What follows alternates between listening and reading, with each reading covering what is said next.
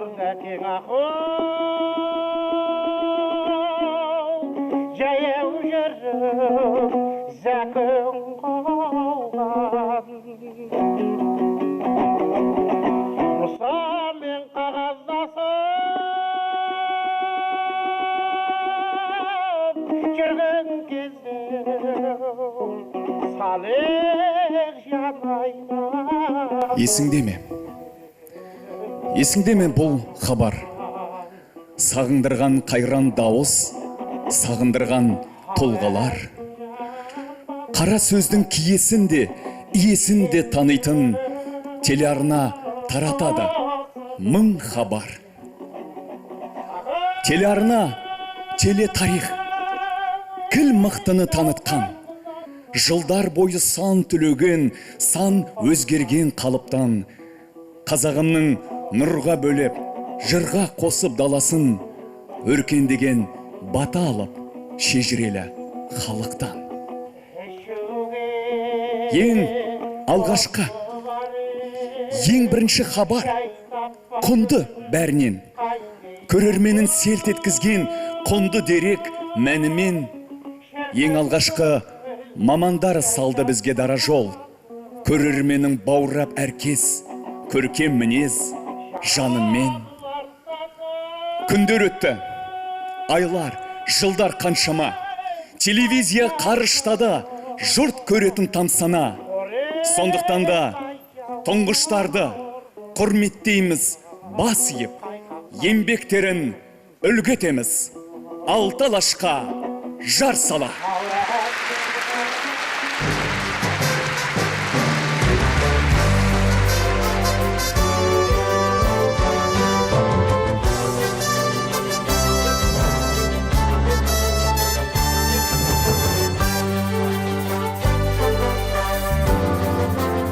Алаш төріне көкжашықтың келгеніне биыл 60 жыл. Ұлттың өткенімен бүгін жалғайтын көпір телевизияға 60 жыл. Қазақ көрерменнің ақылшысы мен кеңесшісіне биыл 60 жыл. Өміріміздің тынысы, көңіліміздің айнасы телевизияға 60 жыл. Кеш жарық ханымдар мен мырзалар, Қазақстан Республикасы ақпарат және коммуникациялар министрлігінің ұйытқы болуымен үрдісін үзбей, осымен биыл екінші мәрте ұйымдастырылған Тұмар ұлттық телевизиялық бәйгесінің жеңімпаздарын марапаттау рәсіміне қош келдіңіздер. Добрый вечер, дамы и господа. Мы рады приветствовать вас всех на празднике казахстанского телевидения. 60 лет назад на земле Великой Степи свершился настоящий прорыв. В марте 1958 года прошла первая пробная передача Алматинской телестудии. Телевизия тарихы, еліміздің тарихы, осынау тарихты бүгінгі күнге дейін жасап келген. Қазақ телевизиясын бүгінгі биіктерге жеткізген көгілдір экранның ардагерлері бүгінгі кешіміздің сыйлы қонақтары. Қошемет көрсетіп қояйық.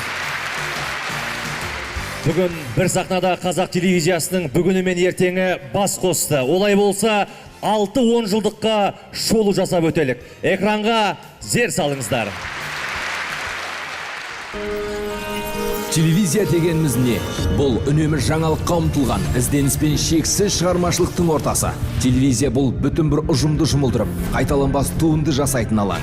Телевидение – это коллективное созидание, где благодаря сплоченности и совместному усилию воплощаются масштабные проекты. Конечный продукт, который видит зритель на экранах своих телевизоров – это огромная работа, проделанная большой командой профессионалов, журналистов, редакторов, режиссеров, телеоператоров и инженеров.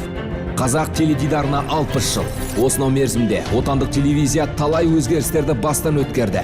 Бүгінде төл телевизиямыз қоғамдық өмірдің барлық саласын қамтитын, алуан түрлі арналардың басын біріктіретін ауқымды салаға, тұтас бір телеиндустрияға айналды.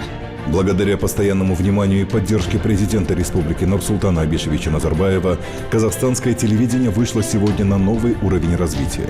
Это и современное техническое оснащение, переход на новые стандарты, курс на цифровизацию, переезд республиканских телеканалов в Казмедиаорталыга в Астане.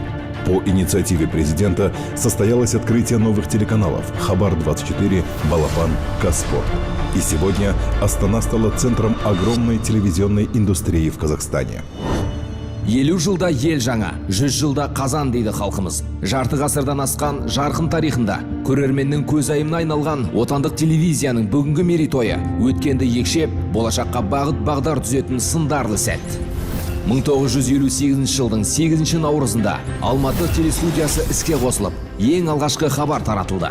Қазақ КСР министрлер кеңесі жанындағы радио және телехабарларды тарату жөніндегі мемлекеттік комитеттің тұңғыш төрағасы болып Қанапия Мустафин тағайындалды. Успешный старт повлек за собой череду запусков региональных телестудий. Также в этом году были открыты студии в городах Усть-Каменогорск и Караганда, а после с 1962 года в Балхаше, Уральске, Семипалатинске и в Павлодаре. В первый период развития в 60-80-х годах казахстанское телевидение сыграло большую роль в развитии казахской культуры, стало эпицентром научной, творческой и культурной жизни страны. Многие видные деятели, представители казахской интеллигенции начинали свой профессиональный путь с телевидения и внесли неоценимый вклад в развитие национального самосознания. 1983 жылы Алматыда хабар таратудың жаңа мүмкіндіктеріне кең жол ашқан Көктөбе телемұнарасы салынды. Сол шақтағы Алматы студиясының кәсіби шеберлігіне шынайы бағасын берген атақты диктор Юрий Левитан оны Кеңес одағындағы ең үздік студия деп атаған. Ал көгілдір экранға шыққан алғашқы дикторлар Зулхия Жұматова мен Нелли Омарова жаңалықтың жаршысындай тарихта қалды. Уже к 1987 году по объему телевещания Казахстан занимал 4-е место в СССР среди всех союзных республик, а по производству художественных и документальных фильмов 2-е. Казахское телевидение вышло на международный уровень. С успехом прошли телемосты Алмата-Дели, Алмата-Токио. 80-е годы стали своего рода золотым веком нашего телевидения. Большую роль в развитии телевещания сыграли видные деятели и руководители разных лет. Кенеспай Усибаев, Хамид Хасенов, Камал Смаилов, Гадильбек Шалахметов, Сағат Ашимбаев и другие. Тәуелсіздіктің алғашқы жылдары елімізде жаңа әрі сапалы ақпараттық кеңістік құру міндеті тұрды. 1991 жылы қабылданған баспасөз және ақпарат құралдар туралы заң тәуелсіз Қазақстанның тарихындағы ең алғашқы заңдардың бірі болды. Бұл құжат еліміздегі жаңа ақпараттық саланың қалыптасуына негіз болды. Ал 1992 жылы қыркүйекте президент Нурсултан Назарбаев Қазақстан телерадио хабарларын тарату жөніндегі мемлекеттік компаниясын құру туралы жарлыққа қол қойды. Бұл ақпарат таратудың сапасын жақсартып, бағдарламалардың мазмұнын байытуға жол ашқан қадам болды. Сол жылы телерадио комитет басшылығына халық жазушысы Шерхан Мұртаза келді. Шерағаңның шекпенінен шыққан Таңшолпан осы күнге дейін ұлттық арнадағы тартымды бағдарламалардың бірі. 1994 жылы Қазақстан телевизиясы түбегейлі өзгеріс жолына түсті. Телерадио хабарларын тарату жөніндегі компанияның орнына Қазақстан теледидары мен радиосы республикалық корпорациясы құрылды. Также в этот период в городе Алматы впервые появились коммерческие телеканалы «Тотем», «Семейный канал», «ТАН», КТК, 31 канал, «Рахат ТВ». Правительству поручалось принять меры по укреплению материально-технической базы компании, улучшению условий труда работников. После издания данного указа начался процесс формирования независимого информационного пространства. 1995 жылы Қазақстан телерадио корпорациясының негізінде Хабар ұлттық ақпараттық агенттігі құрылды. 2 жылдан соң 1997 жылы Хабар тәулігіне 14 сағат хабар тарататын қуатты телеарнаға айналды. Ортақ ақпараттық кеңістікті жарып шыққан Хабар жылдам әрі сапалы ақпарат беру жағынан өзгелерге үлгі болды. Уақыт өте келе агенттік тек ақпараттық материалдар берумен шектелмей, түрлі ток-шоулар мен жаңа бағдарламалар арқылы эфирді жандандырды. Қазақстанның өңірлерінде телевизия саласы белсенді дами бастады. 2000 жылы елімізде жалпы саны 194 телерадио компанияны, оның ішінде 172 коммерциялық арнаны біріктіретін толыққанды телевизиялық сала пайда болды. 2011 жылдың 1 қыркүйегінен бастап, елбасы Нұрсұлтан Назарбаевтың пәрменімен Қазақстан ұлттық арнасы 100% қазақ тілінде хабар таратуға көшті. В 2012 году казахстанское телевидение стало переходить с аналогового на цифровое вещание. Цифровое телевидение способствовало формированию лучшего качества изображения и звука. 2012 жылы қазақ телевизиясының жаңа дәуірі басталды. Елбасының бастамасымен республикалық телеарналар Астана қаласына көшірілді. Шығармашылық ұжымдар кеңейіп, жаңа инфрақұрылым қалыптасты. Президенттің қолдауымен заманауи көп салалы Қазмедиа орталығы салынды. Соның арқасында бір ғимаратқа тоғысқан телеарналар автоматтандырылған жүйемен жабдықталған жаңа технологияларға қол жеткізді. Открываются новые телеканалы «Хабар-24», «Балапан» и «Казспорт». Президент определяет новые приоритеты перед информационной отраслью. Государство оказывает большую поддержку. Благодаря этому отечественные каналы начинают заниматься производством собственной сериальной продукции. Сегодня в эфире республиканских телеканалов собственное производство занимает значительный объем эфирного вещания. Также это телепроекты международного масштаба, которые транслируются в эфире зарубежных стран. Казахстанские каналы начинают реализовывать проекты на зарубежных телерынках, предлагая свои сериалы, анимационные фильмы другим странам, тем самым развивая международное сотрудничество. 2017 жылдан бастап, тәуелсіз Қазақстанда алғаш рет телевизия мамандарының тынымсыз еңбегін бағалайтын Тұмар ұлттық телевизиялық бәйгесі жарияланды. Тұмар дәстүрлі түрде жыл сайын өтетін іргелі шараға айналды. Сегодня казахское телевидение подошло к своему 60-летнему юбилею яркими успехами и достижениями. Это яркое, стильное, современное, динамичное телевидение, которое максимально отвечает интересам своей аудитории. Меняются технологии, стандарты, форматы и масштабы, но в центре телевидения все равно остаются люди, ценные кадры, которые создают весь этот процесс.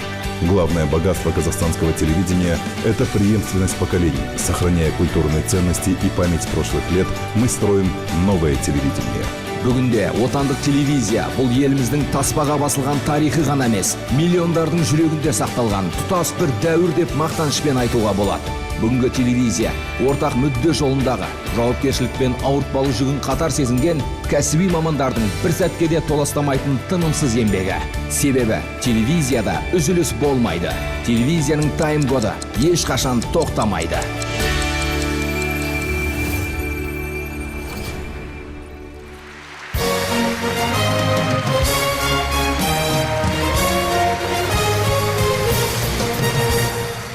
Ханымдар мен мырзалар, дәл қазір сахна төріне кешіміздің қадірлі қонағы Қазақстан Республикасының мемлекеттік хатшысы Гүлшара Әбдіхалықова ханымды шақырамыз.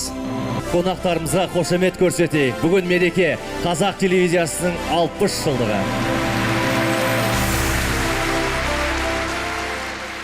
Құрметті қауым, Қазақ телевизиясының 60 жылдығына орай елбасы өз құттықтауын жіберді. Ең алдымен соны оқып беруге рұқсат етіңіздер. қазақ телевизиясының қызметкерлері мен ардагерлеріне. Сіздерді қазақ телевизиясының хабар тарата бастағанына 60 жыл толуымен құттықтаймын.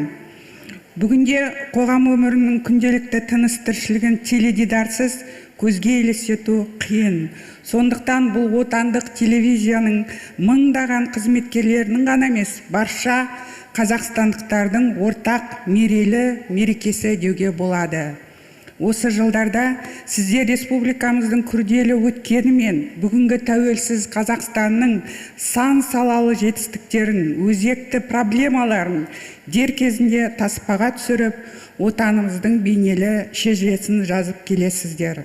1958 жылдың көктемінде өмірге жолдама алған Қазақстан телевизиясы бүгінде көптеген телеарналардан тұратын, мыңдаған кәсіби мамандар еңбек ететін, үздік техникамен жабдықталып, жоғары технологияларға арқа сүйейтін ауқымды салаға айналып отыр.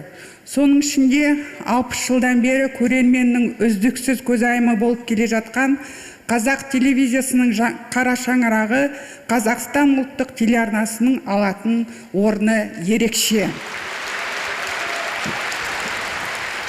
Отандық тележурналистика ұрпақтар сабақтастығын сақтай отырып, өз қатарын кәсіби мамандармен ұдайы толықтыруда. Олар өздерінің қауыртта қажырлы еңбек арқылы қызығы мен қиындығы қат-қабат жауапты қызметтерін абыроймен атқаруда. Мемлекет өз тарапынан қазақ телевизиясының заман талабына сай даму үшін барлық мүмкіндіктерді жасауда. ТМД аумағында баламасы жоқ Қазмедиа орталығының құрылуы осының айқын дәлелі. Еліміз рухани және әлеуметтік жаңғыруды жүзеге асыруға қызу кіріскен қазіргі таңда журналистерге жүктелетін міндет ауқымы өте үлкен. Сіздер жаһандану дәуірінде сырттан ағылатын ақпараттар тасқынына лайықты тосқауыл қойылып, көрермендер санасына өз ұлттық құндылықтарымызды дарытуға, жастарымыздың бойына қазақстандық патриоттық сезімді қалыптастыруға, әлемге тәуелсіз отанымыз туралы шынайы ақпарат таратуға қызмет етуге тиіссіздер.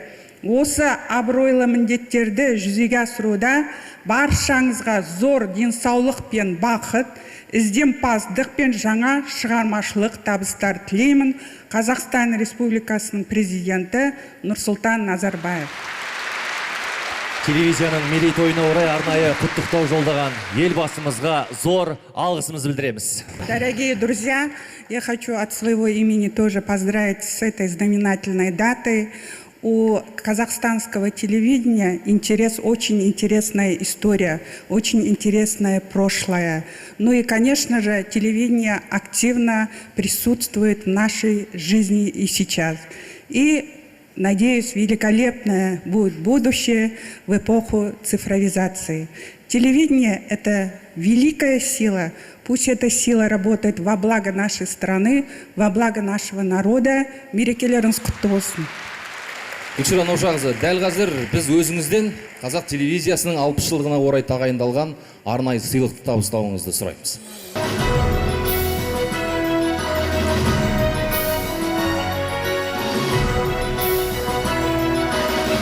Телевизияның дамуына қосқан үлесі үшін арнайы сыйлығына Совет Масхутов лайықты деп танылды. Қошеметтеріңіз. Ол кісі отандық телеэкран тарихында қазақ және орыс тілдерінде елдер арасынан шыққан тұңғыш диктор, алғашқы комментатор. Телевизиямыздың тарихында да алғашқы бейнефильм жасауды қолға алған да осы кісі болатын. Ендеше осы тұмардың арнайы сыйлығын табыстау үшін сахна төріне біз телевизиядағы аңыз адам, Қазақстан Республикасының мәдениетіне еңбек сіңген қайраткер, біздің ұлағат ұстазымыз Нұртілеу Иманғалиұлын шақырса. Нұртілеу мырза, қош келдіңіз. Ерекшеленіп, дараланып, қараңыздар стиліңіз.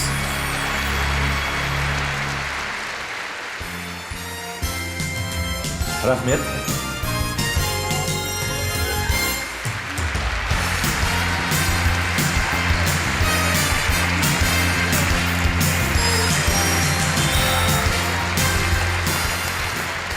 Алпыс жыл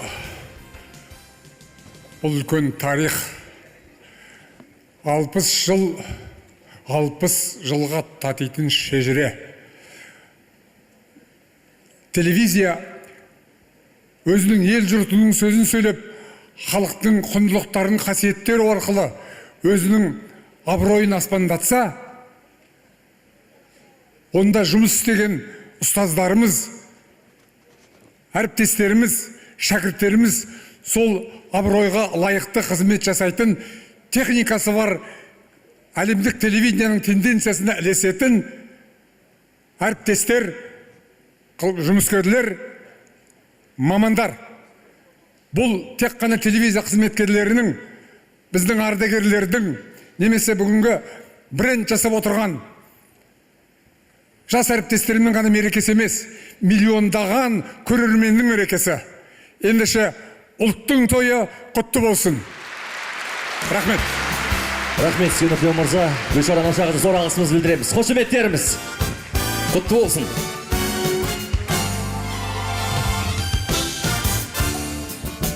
Хандар мен мырзалар, жалпы телевизия сан түрлі өнердің тоғысқан саласы. Телевидение сөз маржан терген, қаламы жүйрік журналистер. Штативі зілдей әр сәтті таспаға тартып, тарихқа айналдыратын операторлар. Эфирдегі қалт еткен кадрға жауапты режиссерлер, мыңдаған түсірілімнің мәйегін терген бейне инженерлер, бүгінгі жаңалықты ертеңгі тарихқа айналдырып, әр сәт сақтап отырған архив қызметкерлері, түрлі техникалық мамандар жұмыс істейді. Несомненно, телевидение – это искусство, но не стоит забывать, что телевидение – это еще и тяжелый, кропотливый труд. Осындай бағалы мамандардың басын қосып, тынымсыз еңбектерін ескеріп, арнайы жүлде тағайындаған Ақпарат және коммуникациялар министрлігінің тұмар бәйгесін дәстүрге айналдыруға шын мәнінде құбағып дүние. Игі бастамаға ұйытқы болған министр Дәурен Әскербекұлы Абаевқа барлық телевизия қызметкерлерінің атынан алғысымызды білдіреміз. Ал біз салтанатты марапаттау рәсімін жалғастырамыз. Елордамыз Астананың 20 жылдық мерейтойына орай. Астана жайлы үздік жобаның авторлары да биыл өз тұмарын иелену үшін бақ сынасты. Для вручения премии «Тумар» в данной номинации для нас большая честь пригласить на сцену заместителя премьер-министра Республики Казахстан Аскара Куанышевича Жумагалиева. Аскар Куанышұлы, қош келдіңіз. Еліміздің саяси рухани мәдени орталық Астананың келбетін ашып, дүйім көрерменге жетістіктерін жеткізе білген үздік жоба жеңімпазының есімі міне қазір қыздарымыз алып шығады. Конвертте. Ну а для начала предлагаем узнать, какой проект вошел в 4 лучших. Внимание на экран. Экспо 2007 энергетиканың ең үздік үлгілері Астанада, Қазақстан телеарнасы.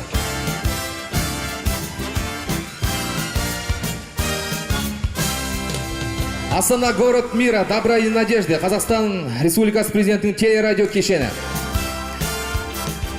Моя Астана, Қазақ ТВ телеарнасы. Және арнайы репортаж Атамекен бизнес ченел.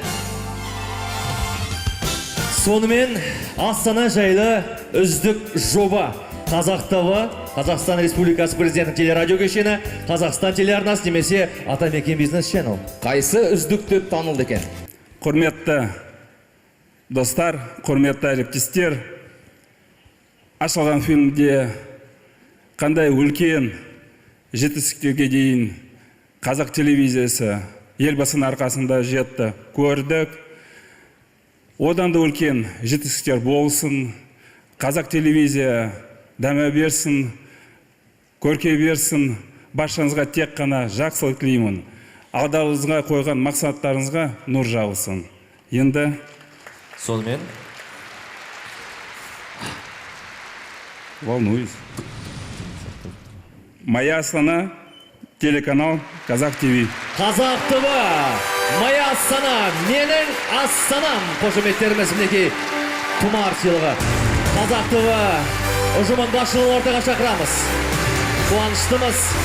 Қазақ ТВ хабар агенттігінің арнасы шетелдегі қандастарымызға, шетелдегі көрермендерге отандық өнімді ұсынатын жоба.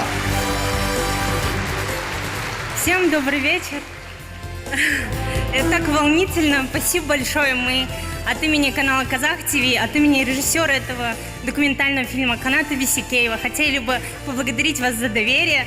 Этот фильм – это такое признание Астане в любви. Мы очень рады. Спасибо большое. Рахмет, Асар Қуанышұлы, сізге де рахмет айтамыз. Міне, жігіттер. Бәрекелді. Ал енді марапаттаудың арасында музыкалық номер болу керек. Сахнаның сыртында Ерболат Құдайбергеновті көріп қалдым. Міндетті түрде дәл осындай тамаша республикалық, халықаралық деңгейдегі жобаларда Ерболат бір ән айтады. Міне жігіттер, арландай, тарланды, сол сияқты ғой қазір. Сол әнді айтады ғой, Нурсултан, ты точно, с тобой все в порядке? Ты из чего вдруг вспомнил эту песню? Енді Ерболатты білесіздер, Құдайбергенов. Шығармашылығын бақылап жүрмін. Бірақ көбінегі осындай республикалық жобаларға келген кезде сол жігіттер әннен басқа әнді айтпайды ол. А вот и не угадал. Ербулат сегодня впервые на этой сцене исполнит свое новое произведение, посвященное 60-летию казахского телевидения. Встречаем обзор отечественного телевидения в новом прочтении. Ербулат Кудайбергенов, танцевальный коллектив Dream Way. Жақсы, тамашалайық. Рэп болайын деп тұрған.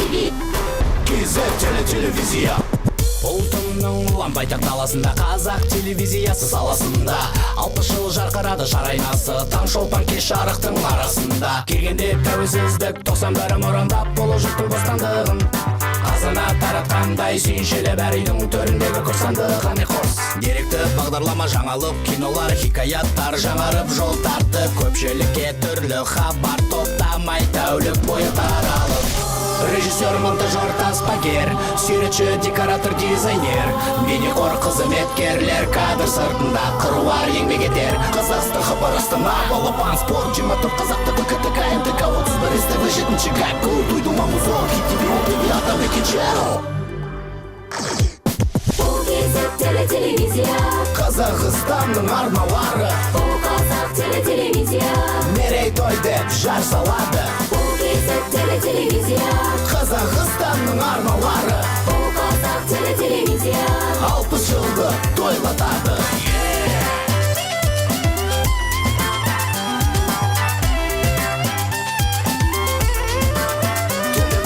бұл кезек телевизия,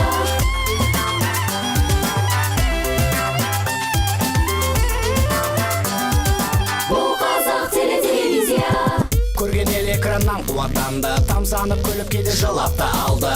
Танытқан таланттарды телевизия құрметпен көзін ашып бұл ақтарды. Жазушы, ақын, ғалым, кеншілерді, журналист, саясаткер, елшілерді, актер мен әнші күйші бәрін тауып эфирден ертелі кеш енші берді. Шола құрдастар тамаша, айгөлек алты бақан жараса, ермеде айтыста жаңарып жаһанға жол тартты жаңаша. Режиссер, монтажер, таспагер, суретші, декоратор, дизайнер, бейнеқор, қызметкерлер, кадр сыртында қыруар еңбек етер. Қазақстан хабар Астана, балапан спорт, 24 қазақты БКТК, МТК, 31 СТВ, 7-ші ГАКУ, туйду мамузор, ХТВ, ОТВ, атам екенчеру. Бұл кезек телевизия, Қазақстанның арналары, бұл қазақ телевизия, мерейтой деп жар салады. бұл кезек телевизия, қазақ телевизия, қазақ телевизия, қазақ телевизия, бұл кезек телевизия, Қазақстанның арналары, бұл қазақ телевизия, мерейтой деп жар салады. бұл кезек телевизия, қазақ телевизия, қазақ телевизия, қазақ телевизия, бұл кезек телевизия, бұл қазақ телевизия, бұл кезек телевизия. Телевизия. КЗ-телевизия. Да, коллеги, вы чувствуете, как зашкаливает уровень волнения в зале? Я думаю, это тот самый редкий случай, когда телевизионщики держат пальцы крестиком. Ведь во все остальные дни они бесстрашные. Бұл жерде енді қобалжуға ешқандай да негіз жоқ деп ойлаймын. Құрметті телевизия мамандары, енді барлықтарыңызға тұмар жетпей жатса да, сіздер бәрінен де мықтысыздар. Мысалы, мені де, мына Аружанды да жұлдыз қылған сіздер. Сол себепті де біз сіздерді құрметтейміз, сіздерді мақтан тұтамыз. Сіздер баршаңыз үздіксіздер. Сондықтан бүгін біріміз шабыттанатын, біріміз қанаттанатын күн. Олай болса, марапаттау рәсімін әрмен қарай жалғастырайық. В номинации «Лучшее документальное кино» на сцену приглашается первый заместитель председателя партии «Нур-Отан» Маулен Сағатханұлы Ашимбаев. Маулен Сағатханұлы, қош келдіңіз. И кто же у нас в финале? Давайте узнаем вместе. Сонымен үміткерлерді бірге танып өтейік. Так могло быть. 567 синема. Миссия миротворца. Кыргызский разлом. Телеканал Хабар. Узники джихада. Телеканал КТК. Я верю в себя. Атамекен Бизнес Channel. Үміткерлер демдерін іштене тартып күтіп тұр. Маулен Сағатханұлы, өзіңізге конверт табысталады. Құрметті қауым, бүгінгі тұмар бәйгесі Қазақстан телевизиясының 60 жылдығына арналып отыр. Сондықтан баршаңызды қазақ телевизиясының осы мерейтойымен құттықтаймын. Жалпы және елбасымыздың біз енді хатынан, құттықтау хатынан бәріміз енді және түсініп жатырмыз. Елбасымыз қазақ телевизиясына үлкен бағасын беріп отыр. Және елбасы өзінің хатында бүгінгі той тек қана журналистердің, осы саланың мамандарының ғана емес, бүкіл халықтың тойы деп сөйтіп нақты бүкіл халықты құттықтап жатыр. Оның себебі бірінші құрылған күннен бастап 1958 жылдың наурызынан бастап қазақ телевизиясы ұлттық құндылықтарды сақтауға, дәріптеуге, ұлттық болмысымызды сақтауға, ұлттық мүддеге қызмет етті. Сол қиын кездердің өздерінен бастап Совет үкіметінің бір жақты идеологиясы заманында қазақ тілін сақтап қалуға үлкен үлесін қосты. Соны айтуымыз керек. Жалпы осы жылдары ұлттық кодымызды сақтау, ұлттық мүддемізге қызмет ету қазақ телевизиясының негізгі миссиясы болды. Осы миссияны 60 жыл бойы бірнеше буын журналистер, мамандар жүзеге асырды. Осы миссияны жүзеге асырған біраз ағаларымыз, апаларымыз осы залда отыр. Осы сіздерге қошеметімізді көрсетіп қояйық. Осы дәстүрлерді бүгінгі буын журналистері жалғастырып жатыр, үлкен еңбек жасап жатыр. Елбасымыздың рухани жаңғыру бағдарламасының аясында бүгін біраз жобалар, біраз бағдарламаларды түсіріп халыққа көрсетіп жатыр. Осы барлық жобалар, бағдарламалар біздің ұлттық рухымызды ары қарай жаңғыртуға бағытталған. Осы журналистерге, мамандарға табыс тілейміз. Бүгінгі мерейтой, бүкіл халықтың мерейтойы, қазақ телевизиясының мерейтойы құтты болсын. Енді рұқсат болса, мен осы номинация бойынша жеңімпаздың атын атайын. Үздік деректі фильм. 567 синема, Хабар, КТК немесе Атамекен Бизнес Channel. Осы номинация бойынша жеңімпаз номинации «Лучшее документальное кино» победителем становится фильм «Так могло быть». 567 синема. 567 синема, «Так могло быть». Қошеметтеріміз қазір ортаға келеді. Бұл еселі еңбектің қайтарымы. Құтты болсын. Асқар Ұзабаевты ортаға шақырамыз. Былтырда тұмардың жүлдегері атанған, биылда тұмарды иеленіп отыр. Және байқасақ, білмеген ау деймін алдын ала. Спасибо большое. Очень приятно практически каждый год выходить и получать эту замечательную, важную статуэтку. Очень сильно хочу поблагодарить Министерство информации и коммуникации за то, что доверили делать такой проект. Он был очень необычный. Хочу поздравить фонд первого президента за то, что тоже доверились нам. Ну и вместо меня, наверное, эту статуэтку должен был получать Антон Федоров, который, в принципе, жил этим проектом несколько месяцев и сделал из него тот самый проект, который сейчас получает эту статуэтку. Спасибо вам. Шын жүректен құттықтаймыз, тұмарларыңыз құтты болсын. Мәулен Сағатханұлы, сізге де алғыс айтамыз.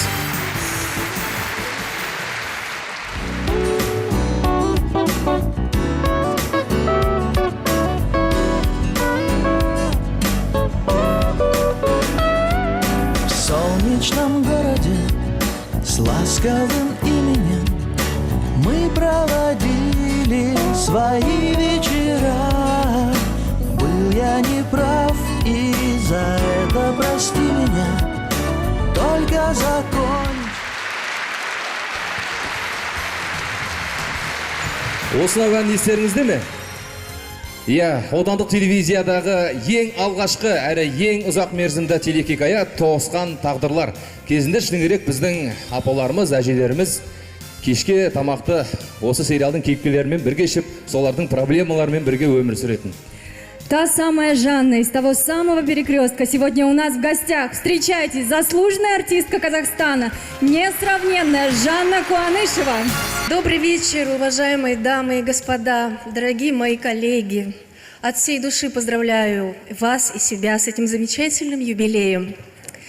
Желаю вам крепкого здоровья и творческих успехов, и долголетия творческого, и по жизни, чтобы у вас все было хорошо. Я свою судьбу от телевидения просто далеко не держу, как говорится. В свое время, очень давно, сложно сказать уже сколько времени назад, мне посчастливилось участвовать в самом первом телесериале в Казахстане. И не только в Казахстане.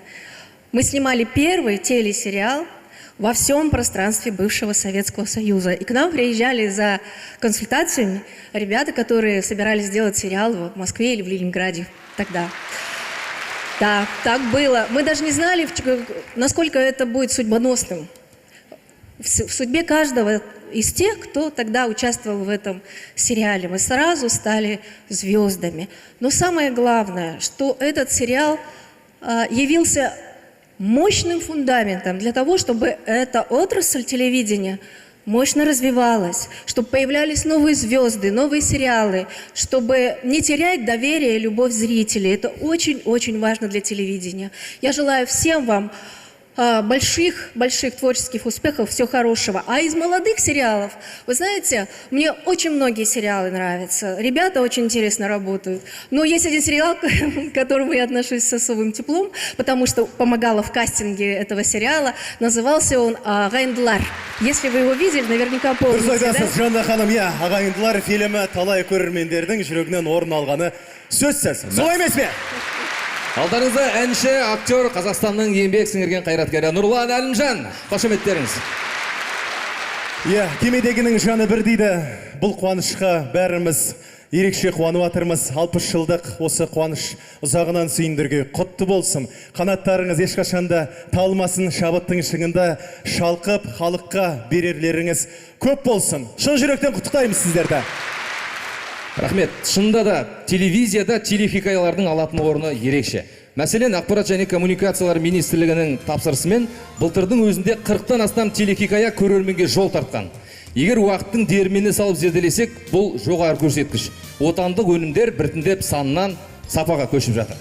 Сонымен үздік телевизиялық сериал номинациясының жеңімпазын білетінде сәт туды. Экранға назар салайық. Ән аға, ел арна телеарнасы. Көзайым 2, Қазақстан ұлттық телеарнасы. Асыл арман, Астана телеарнасы. Және Q елі 7-ші арна. Сонымен жеңімпаздың есімін білетін сәт келді. Конверт берсеңіздер. Ал, олай болса, рұқсат етсеңіздер, ашайық, кім екен білейік. Жанна ханым, өзіңіз. Итак, лучший телевизионный сериал «Асыл арман», телеканал «Астана». Бәрекелді. Жеңімпаздарымызды сахна төріне шақырамыз. Ләззат Мұратқызы Танысбай ханымның өзі сахнаға көтеріліп келеді. Астана телеарнасының бас директоры.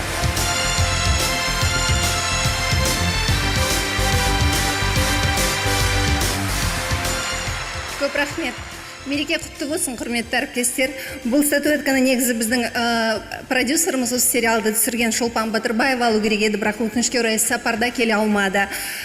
Менің айтайын дегенім, жаңа әріптестер сұрап жатыр, осы жерге шығып келе жатқанымда, сериал не туралы дейді. Бұл сериал Асыл Арман кішкентай ғана нәрестесін қоқысқа тастаған бір қыздың қылмысы мен және сол нәрестені үлкен мейіріммен асырап алып, соны көтерген екінші қыздың ерлігі.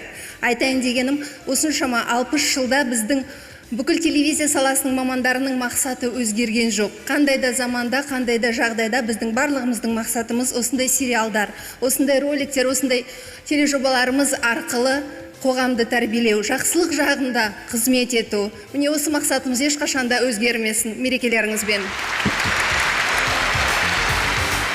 Құтты болсын тағы да.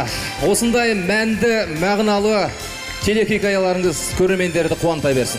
Жанна Куанышева, Нурлан Алимжан, ваши аплодисменты. Ал біз марапаттау рәсімін әрмен қарай жалғастырамыз.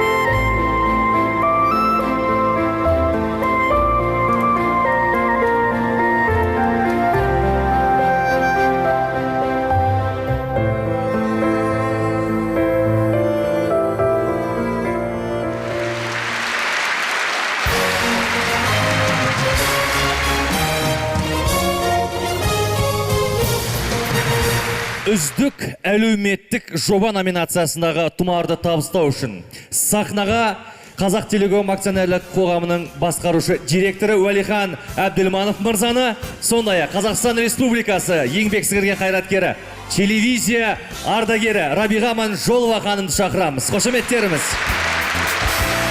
Қош келіпсіздер. Ендеше алдымен барлығымыз үміткерлерді бірге тамашалап алайық. Экранға зер салыңыздар. Сонымен, үміткерлер, арнайы репортаж соңғы сапар. Қазақстан Атырау телеарнасы. Даудамайсыз КТК телеарнасы. Қарекет Қазақстан телеарнасы. Народный контроль Хабар телеарнасы.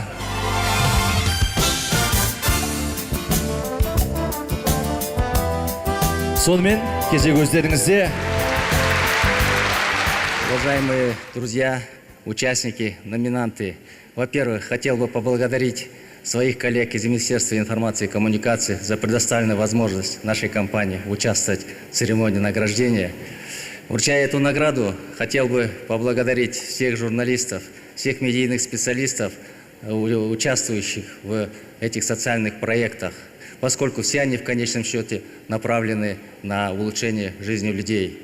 Я поздравляю победителей номинации и желаю им всех успехов и больше таких проектов. Поздравляю.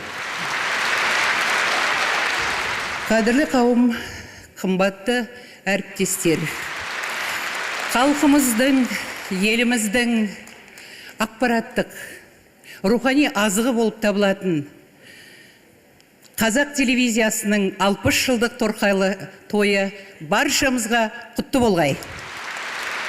Лучший социальный проект.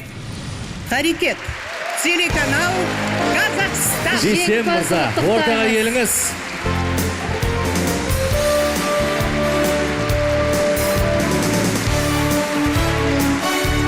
Жесем мырза, құтты болсын. Көтеріп қойыңыз енді тұмар сыйлығын. Иә, мінекей. Бір-екі ауыз сөз. Қазақ телевизиясының 60 жылдығына қандай сый жасаймыз деп ойлағанбыз. Бір кішкентай болса да осы еңбегімізбен қосқан үлесіміз деп ойлаймын. Құрметті ардагерлер, құтты болсын мереке. Мерекеге ұласын. Қазақ телевизиясы, қазақ телеарналары жасасын. Мынау америкалықтардың Оскары бар, орыстардың Тефи мен Никасы бар. Қандай керемет, былтырдан бері біздің тұмарымыз бар. Тұмарға қазір барлық телевизияда жұмыс істейтін журналистер құмар. Тұмар осындай әрқашан биік шынар болсын. Біз оған тек мықтылар ғана жеңіп шығар болсын. Мереке құтты болсын. Жұғысты болсын.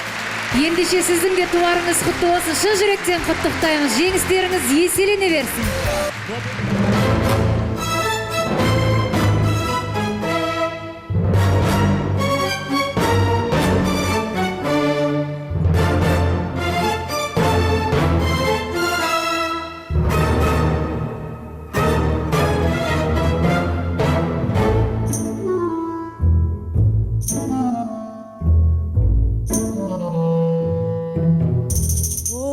Cabeza del noble potrillo que ajusta la raya al llegar y que al regresar parece decir no olvides que hermano sabes no hay jugar por una cabeza me dejó de un día aquella coqueta y dueña mujer que al jurar sonriendo y amor que está mintiendo que amenaz foguera todo mi querer por una cabeza toda es la locura su boca que besa por la tristeza calma la amargura por una cabeza si me llama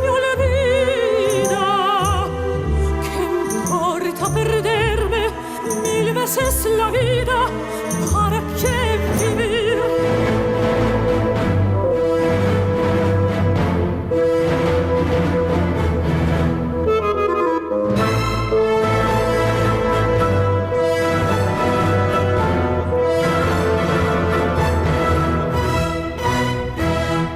cuánto desengaños por una cabeza y yo lloré mil veces no vuelvo a existir pero sin mirar me llena al pasar su boca de fuego otra vez quiero besar basta de carreras se acabó la timba un final rendido yo no vuelvo a ver pero si algún pingo ya es al final domingo yo me juego entero ¿qué le voy a hacer? Por una cabeza toda es la locura su boca que besa por la tristeza calma la amargura por una cabeza si ella me olvida ¿qué importa perderme mil veces la vida para qué vivir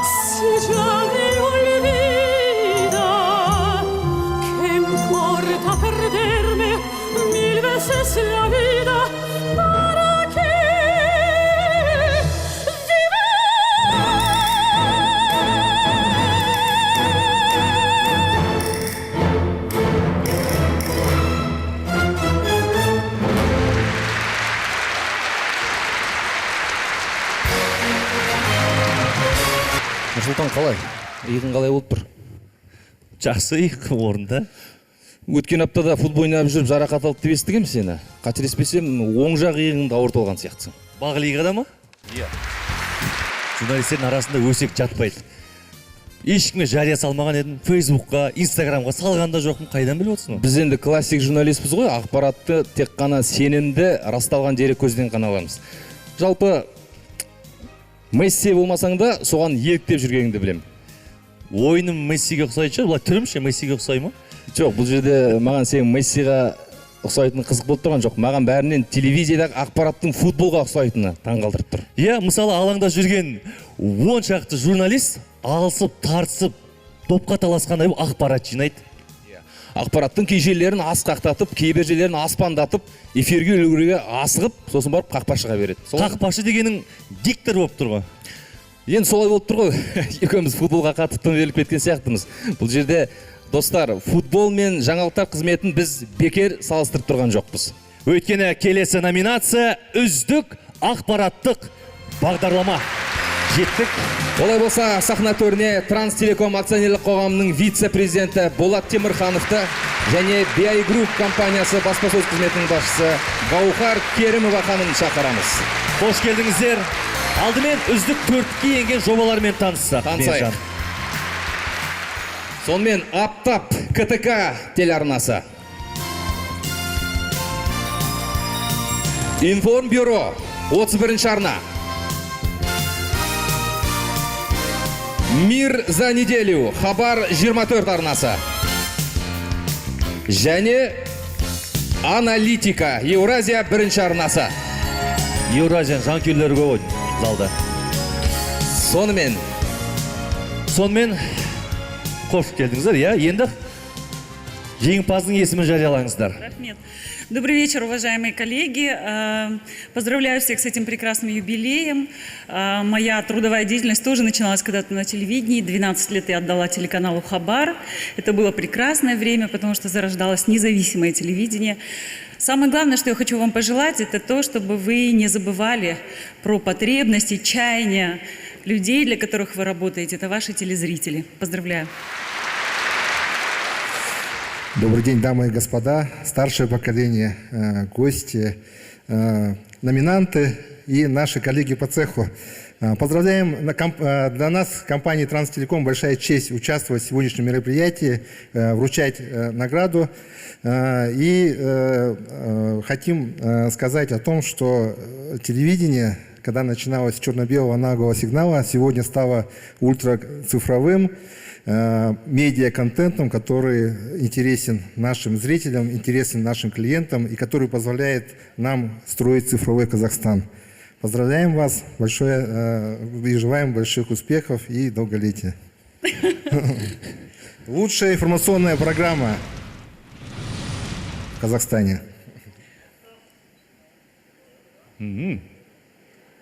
Информбюро, ТРК 31 канал. Информбюро, 31-ші арна.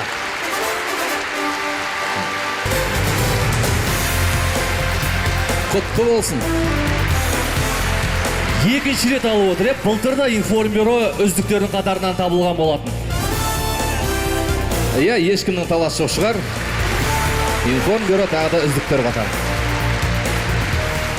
Ассаламағалейкум, ең алдымен осы қазақ телевизиясының іргетасын құраған біздің ардагерлерге бас иіп рахмет айтамын.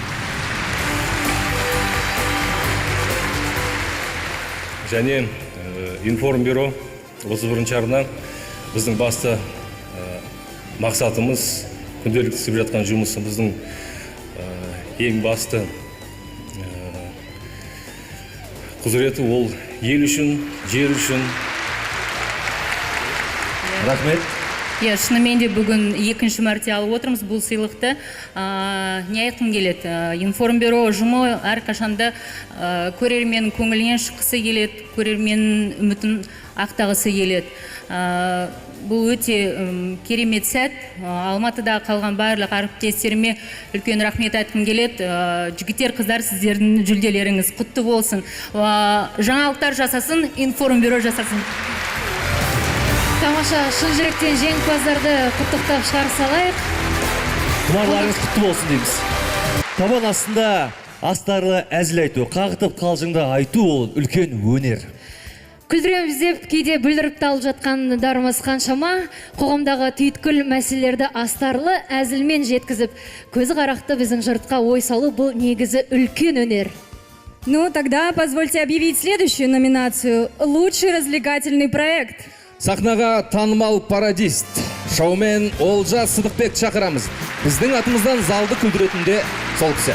Дайындап келген шығарсыз арнайы бір Қош келіпсіз. нөмірлеріңізді. Ну, а кто вошел в лучшую четверку номинантов, мы узнаем сейчас. Внимание на экран. Бастамай тұрмыз, біз алдымен танысып алайық. Дневники путешественника, телеканал ОН ТВ.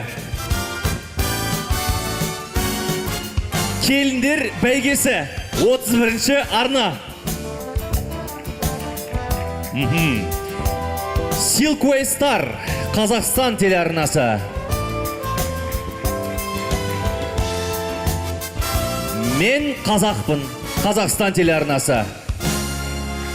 Деп сахнада жұлдызды жекпе-жектің жүргізуші ретінде хабарлап тұрмыз. Біз ойласақ, біз шығармыз деп үздік. Жарайды. Ренжімеңіз еді. Ал Олжеке, конвертте не бар екен? Бәріміз деміз ішімізге тартып. Алдымен бір-екі дайындықтарыңыз бар сияқты ғой. Енді қазақ телевизиясындағы қаншама корифейлерге пародия жасап бастағасыз. Мархабат, сахна сіздікі.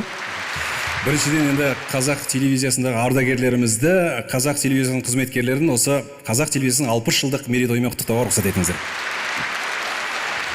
Енді Нұрсұлтан пародия деп жатыр, жалпы пародия өзі ең танымал адамдарға жасалады. Менің кейіпкерлерімді де сондай телеэкран арқылы танығам. Осы телевизияның жұлдызы мен Жүрсін ағадан бастаған болатын. Ол кісіні бала кезімізден айтыстан көріп өссек те, алғаш студент болып келген кезде Алматыда кездестік. Сол кезде ол кісіні көріп амандасқан кезімде, "Ей, сен менсің ғой. Сен ана неде пародия салып жатқан кезде менің әйелім Бақытжамалдың өзі танымай қалады. Сен сөйлеп жатқан сияқты боласың" деп айтады. "Рахмет, айналайын" деген болатын. Жаңа Нұртілеу ағамызды көрдім. Нұртілеу ағамды осы бетпе-бет арқылы таныдық қой. Сол кезде ағамыз бір рет Роза Рымбаевадан сұхбат алып отыр, сұрақ қойып отыр. "Роза Қуанышқызы, бір әніңізді айтасыз, кешікпей келем деп деп. Тағы бір әніңізді айтасыз, асықпа сен үйге деп. Қарама-қайшылық жоқ ба?"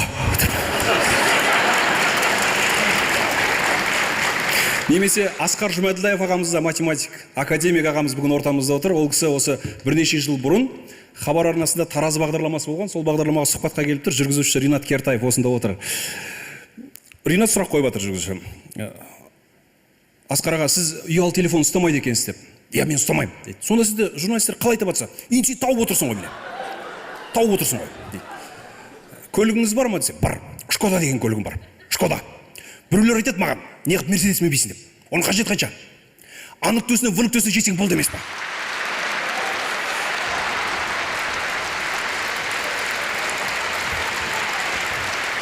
Балаға мықты математик болу үшін не істеу керек десе, абай жолын оқу керек.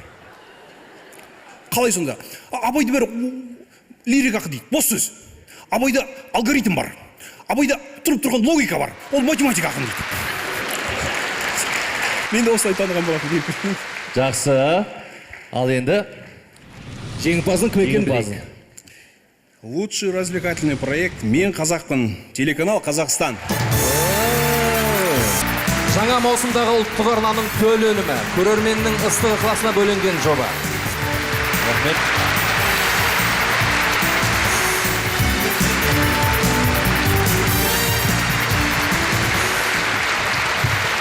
Ұлттық арна қашанда, қай кезде де ұлттық мүддеге, ұлттық құндылықтарға қызмет етті, қызмет ете береді.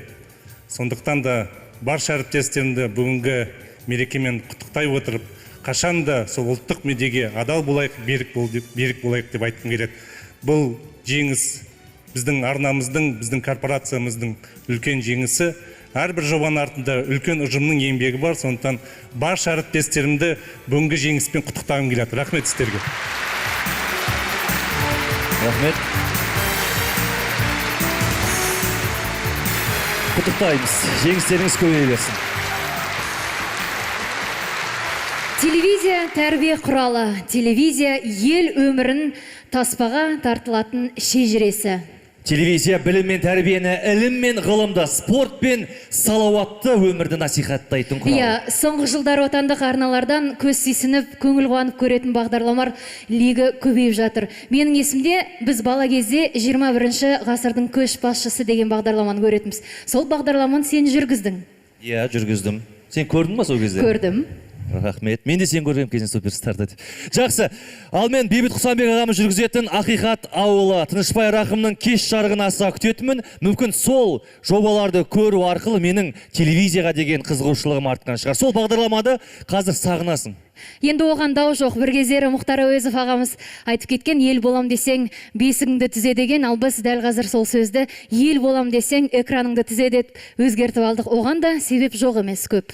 Тұмар ұлттық телевизиялық бәйгесі экранды түзеуге жол ашатын бірден бір катализатор дер едім. Тұмарды жеңу үшін үздік атану керек, ал үздік атану үшін өнімді сапал ету қажет. Жұрттың бар қорқатын бір ғылым бар. Ол математика. Бірақ қанша қассаң да математикадан құтыла алмайсың. Ол технология саласында да, финанс саласында да, тіпті телевидение саласында да қолданысқа ие. Биыл Тұмар ұлттық телебағдарламалар жобасы математикалық әдістер арқылы жеңімпазды анықтау әдісін пайдаланды. Адам қателесуі мүмкін, бірақ компьютер еш уақытта қателеспейді. Компьютер арқылы табылған формула дұрыс формула. Үздік ағартушылық бағыттағы жеңімпаздың атын жариялау менің бақытыма бұйырып тұр. Шынымен ақ кім екен? Көрейікші.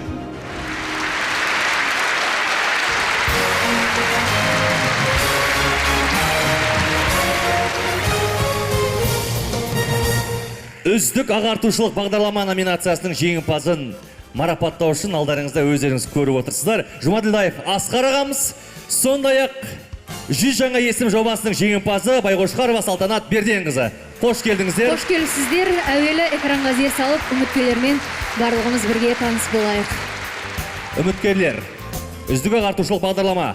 Казахстан, легенды степи, телеканал «Мир». Алматинские истории, телеканал «Алмата». Сокровища нации, телеканал «Казах ТВ». Хотим ребенка, 7 канал.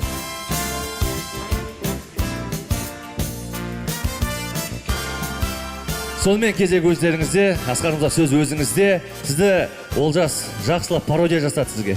Естідіңіз ғой? Салтанат, осы 5 жылдай денсаулық хабарын жүргіздіңіз.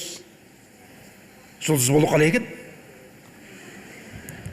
Оныңыз рас, Асеке. Енді осыдан 20 жыл бұрын мен алғашқы қазақ телевизиясы атты керемет таңғажайып әлемге келіп, сол кезде хабар арнасында бірінші байлық денсаулық бағдарламасын жүргізгенімде алғашқы рет продюсер айтқан еді: Сәке, телевизияға келген кісілердің біразы жұлдызды ауруға шалдығады. Сондықтан сіз соған шалдығып қалмаңыз деп. Соны ескеріп, жұлдыз етіп телевизияға риза болғанменен, бірақ өзім өмірде ол ауруға шалдыққан жоқпын. Ал өзіңіз қалайсыз? Мен жұлдызбын әрине.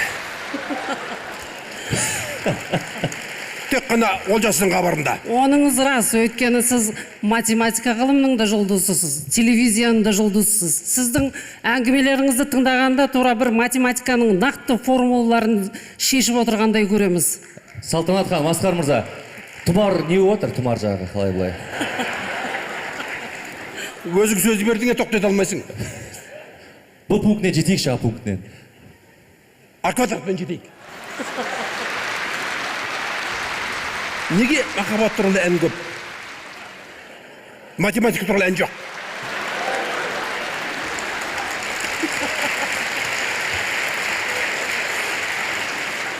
Себеп біреу. Махаббат кез келген сөзбен ұйқасады. Математика ешбір сөзбен ұйқаспайды. Ғылым туралы, білім туралы, денсаулық туралы хабарды шебердің шебері ғана жасай алады. Мынау әлеуметтік бағдарламаға түскен 4 жобаның 4-еуі де мықты. 4-еуі де ұту керек. Бірақ өкінішке орай соның біреуі ғана ұтады. Кім ұтты екен, өзің оқшы? Интрига. Сонымен. Көрейік. Мир, Алматы, Қазақ ТВ, 7-ші арна. Лучшая просветительская программа «Сокровища нации». Телеканал «Казах ТВ». Қазақ ТВ. Құттықтаймыз. «Сокровища нации». Хабар агенттігіне қарасты Қазақ ТВ арнасын шын жүректен құттықтаймыз.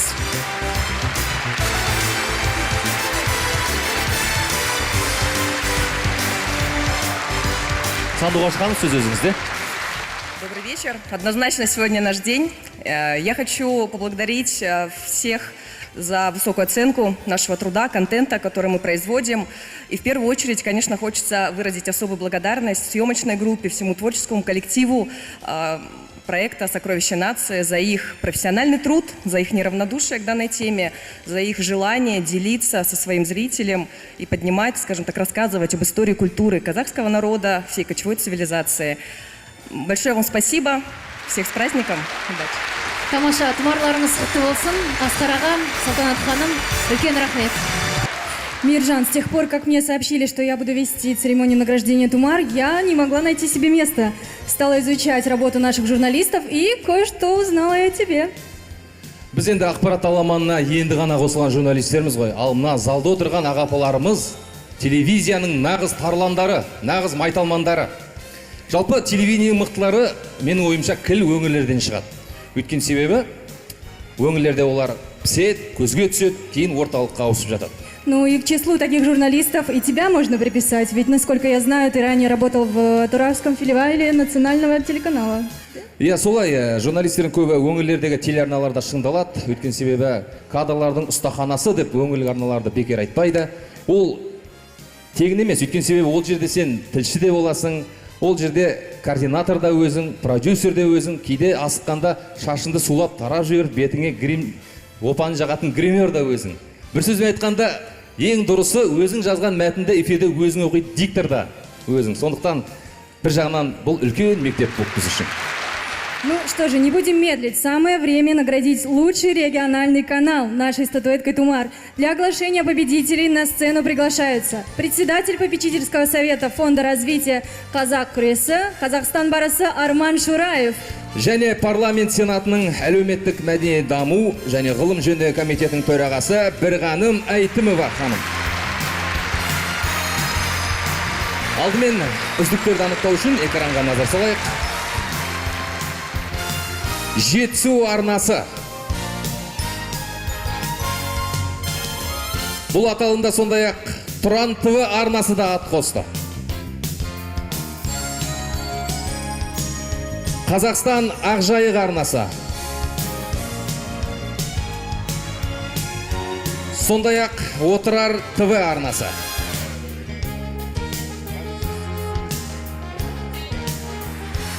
Құрметті қауым, құрметті көрермендер, осы күнде еңбек істеп жүрген осы теледидардың қызметкерлері. Құтты болсын мерейтойларыңыз. Мерейтой тағы да 120 жыл, 1000 жылдар бола берсін біздің қазақ телевидениесі. Дорогие друзья, самое главное юбилейное сегодня традиционно, ставший уже традиционное, конкурс вручения Тумар. Тумар – это амулет. Пускай он всегда у каждого из вас будет везде и всюду. Dear friends, let me congratulate you with the 16 years anniversary of Kazakh television. You are simply the best. My warm hug. Бәрекелді. Арман мырза, сөз қалмады ол. Қай тілде сөйлейтінді білмей қалдым енді. Құрметті әріптестер, құрметті мүйіз қарағайдай ақсақалдар, мынау мерейтой құтты болсын, бәрімізге де зор денсаулық тілеймін.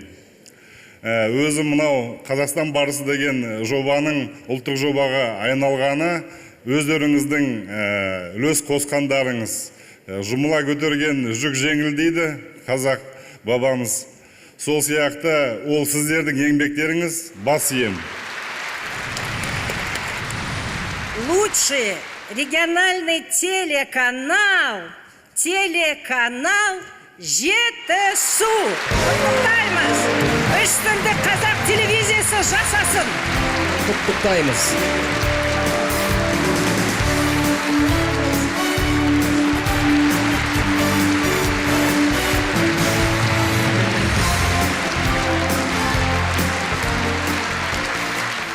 Бәріміз қазақ телевизиясының, қазақ телеарнасының шекпенінен шыққанбыз.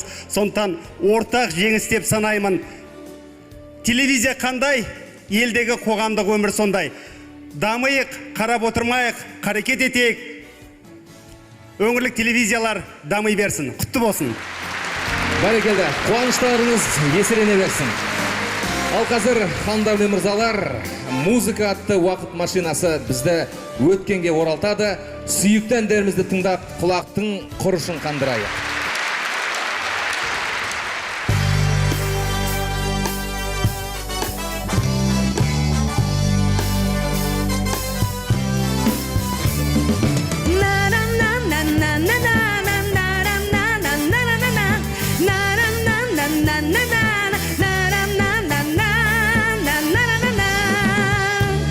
Бақыттың бұлағындай, балауса қорағындай, еркеледің сен.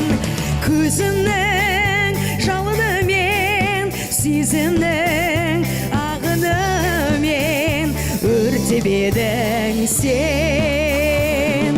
Сол бір сезім кетті қайда, сол бір көзің қайда, сол бір көктем оралмай ма, бақыт қайтып қона алмай ма? Сол бір сезім кетті қайда, сол бір көзің қайда, сол бір көктем оралмай ма, бақыт қайтып қона алмай ма?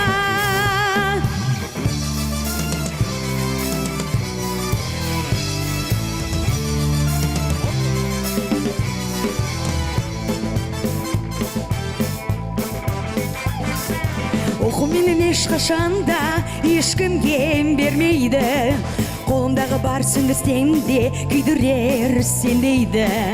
Арманым сені дуалатып асық боп арманға, кетем дегеме кет алмайсың сен, менен шыр айналып жүресің.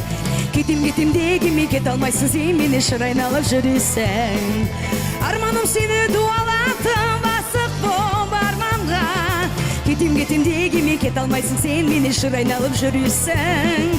Кетем дегеме кет алмайсың сен, менен шыр айналып жүресің.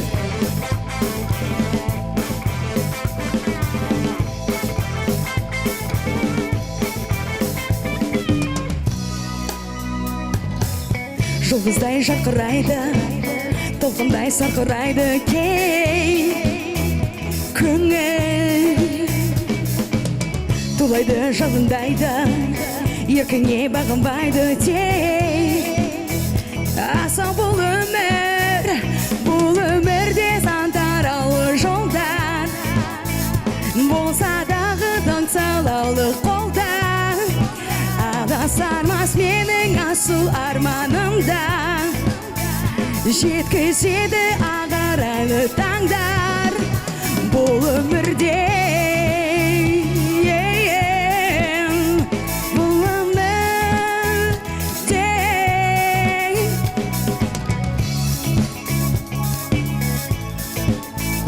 Бұл өмірде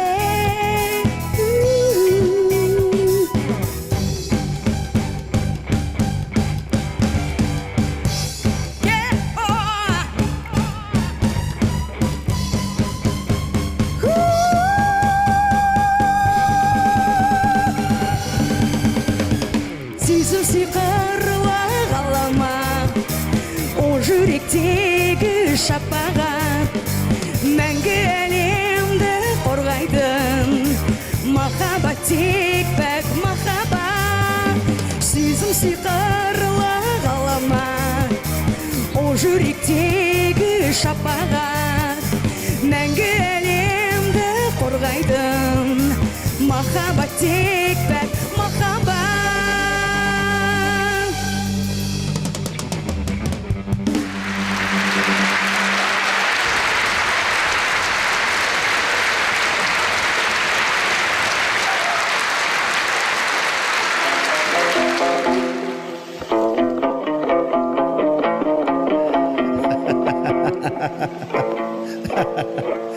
Иә, режиссердің әр туындысы оның төл перзенті.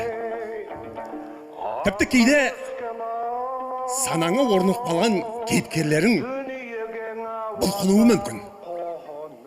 Иә, өз балаларың қандай болса да жақсы көресің ғой. Кейіпкерлерің де солай.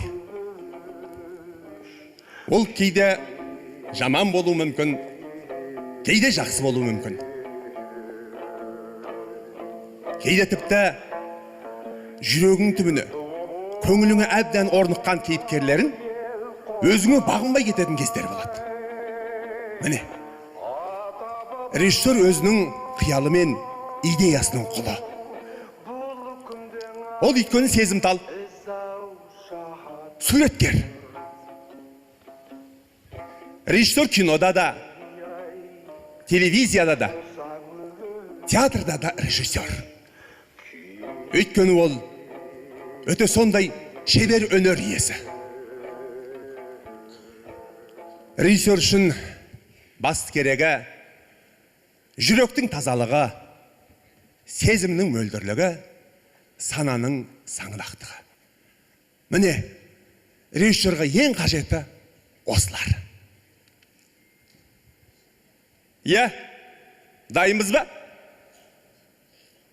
Бастаймыз ғой. Мотор, бастаңдар. Шәкен Аймановтың образын сомдаған әртіс Жаңғалбек Төлемаев болады. Қошеметтеріміз. Иә, Шәкен Айманов соғыс жылдарында театрдағы негізгі қызметіне қосымша радиода диктор болып та қызмет атқарған екен. Ал 1958 жылы қазақ телевизиясына алғаш диктор іздеген кезде Шәкен Айманов арнайы комиссияның құрамында болған. Қазақ телевизиясының шымылдығын алғашқы болып ашқан диктор Зұлқия Жұматованы жүздеген үміткер арасынан байқап қалып, телевидение әлеміне жетелеп әкелгенде біздің аса қадірменді Шәкен Айманов болады. Иә, хас шеберді тану тек режиссерға ғана тән қасиет. Қазірде режиссура қазақтың телевизиясына да дендебенді. Деректі фильмдер, бейнероликтер, арнайы жобалар, тіпті күнделікті жаңалықтарға да режиссердің ұшқыр қиялы, қырағы көзі, кәсіби шеберлігі қажет. Келесі номинация үздік режиссерлік жұмыс. Ал жеңімпаздың есімін атап, тұмарды табыстау үшін біз сахнаның төріне Қазақстан Республикасы Президент телерадио кешенінің директоры Ерлан Бекхожин мен Жүргенов атындағы өнер академиясының ректоры Бибігүл Нүсіпжанова ханым шақырамыз. Қош келдіңіздер. Алдымен экранға зер салып, осы аталымда ақтық сынға жеткен үміткерлермен танысайық. Шатқал, Жандос Құсайынов, Асыл арна. Келбет, Тоғжан Құрманжанова, Қазақстан. Жарқын бейне, Октябрь Жарылғапов, Ботагөз Исмаил, Қазақстан. Было дело, Қуаныш Оразалиев, КТК. Ардақ ағайын, бүгінгі той құтты болсын. Алдымен осы төрде отырған біздің ардақты ардагерлерімізге өзіміздің шексіз алғысымызды білдіргіміз келеді. Және де біздің жастарға тілейтініміз осы қиын жолда қанаттарын талмай қонар тұғырларыңыз биіктей берсін. Свои 30 секунд добавлю тогда. В общем, во многом символично, что церемония премии «Тумар» проходит не празднование 60-летия казахского телевидения. Возраст хороший, зрелый, я думаю, еще не старый. Самое главное, очень хорошие перспективы. С учетом цифровизации наше телевидение ждет очень интересное будущее. Но основу этому заложили наши ветераны. В первую очередь, это ваш праздник. Всех с праздником. Ну, сейчас церемония. Жүзден жүйрік, мыңнан тұлпарды атаймыз. Лучшая режиссерская работа. Было дело. Оразалиев Куаныш Абдуманапович. КТК. Телеканал КТК. КТК.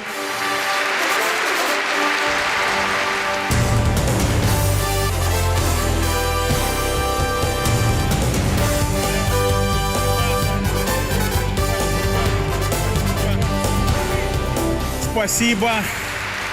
Как приятно стоять на этой сцене, и не менее приятно держать в руках вот этот замечательный приз. Вот эмоции. Вот драйв где. Поздравляем. Уважаемые жюри, вам большая благодарность за высокую оценку работы моего коллеги. Спасибо вам огромное. И всех нас с праздником! Ура! Поздравляем!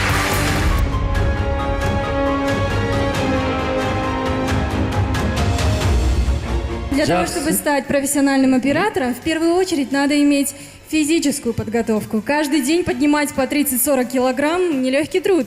Не говоря уже об идеальном зрении и высоком росте.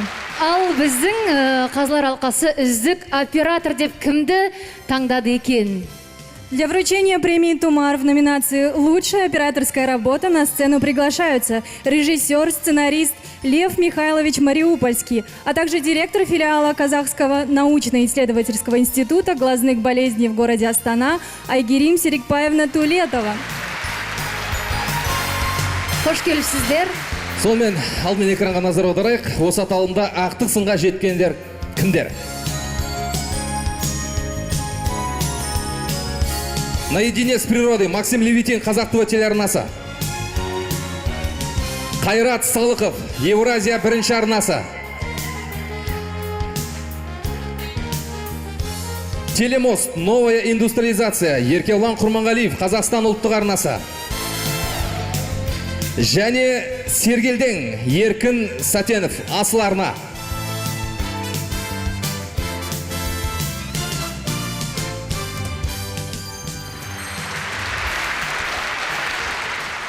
Кеш құрметті қауым, мерекелеріңізбен. Очень здорово видеть отличный рост телевизионного продукта в Казахстане за последние годы. Мы все молодцы, вы все молодцы. Поздравляю еще раз.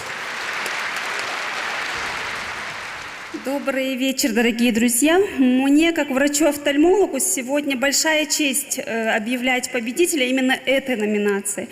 Потому что настоящий оператор, он думает и творит глазами. Здоровья всем и зорких глаз. Мерейтой құтты болсын. Сонымен үздік оператор ол... Лучшая операторская работа «Аудо Казахстан». Наедине с природой. Левитин Максим Вадимович.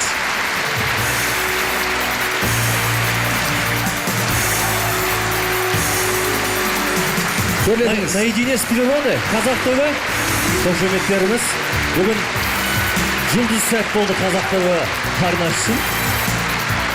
Сказать, что я рад, ничего не сказать. Ура! Спасибо за высокую оценку всего нашего коллектива, съемочной группы.